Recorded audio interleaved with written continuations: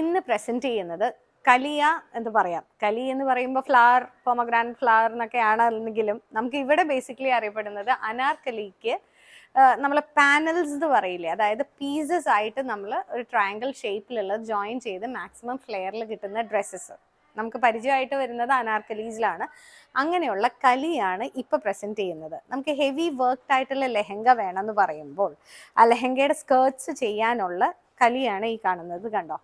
അപ്പൊ ഇത് ഓരോ കലിക്കാണ് റേറ്റ് വരുന്നത്. നമ്മളുടെ മീറ്റർ വൈസ് അല്ല, ഒരു കലിക്ക് ഇത്ര എമൗണ്ട് എന്നുള്ള രീതിയിലാണ് വരുന്നത്. അതിപ്പോൾ 490 തൊട്ട് 590 വരെയുള്ള റേഞ്ചസിലുള്ള കലിയാണ്. കാരണം ഇതെല്ലാം കോഡും മിറേഴ്സും ജർക്കിൻ സ്റ്റോൺസും എല്ലാം കൂടെ വെച്ചിട്ടുള്ള വർക്കാണ്. ഇപ്പം ഇത് കണ്ടോ, നല്ലൊരു യെല്ലോ ആണ്, ഹൽദിക്ക് നല്ല ഭംഗിയാണ്.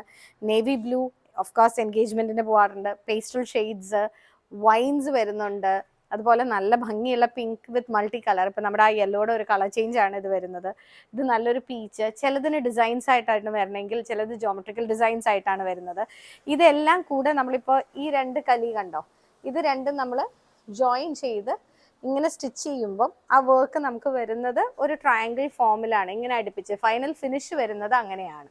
അപ്പം നോർമലി ഞാൻ ബ്രൈഡ്സിനാണെങ്കിൽ എപ്പോഴും 20 ആണ് പറയുന്നത് കലി. കാരണം ചെറിയ പീസസ് വരുമ്പോഴാണ് കുറച്ചും കൂടെ വേസ്റ്റ് ലൈൻ കാണാൻ കുറച്ചുകൂടെ ഭംഗിയുള്ളത്. അപ്പോൾ ഇത് എങ്ങനെ വേണമെങ്കിലും നമുക്ക് ഡിസൈൻ ചെയ്യാം. അനാർക്കലി ആയിട്ടോ സ്കേർട്ടായിട്ടോ എന്ത് വേണമെങ്കിലും നമുക്ക് ചെയ്യാവുന്നതാണ്. അപ്പോൾ ഇതുപോലത്തെ ഒരു അടിപൊളി പാർട്ടി വെയർ കളക്ഷൻസും ഇവിടെ അവൈലബിൾ ആണ്.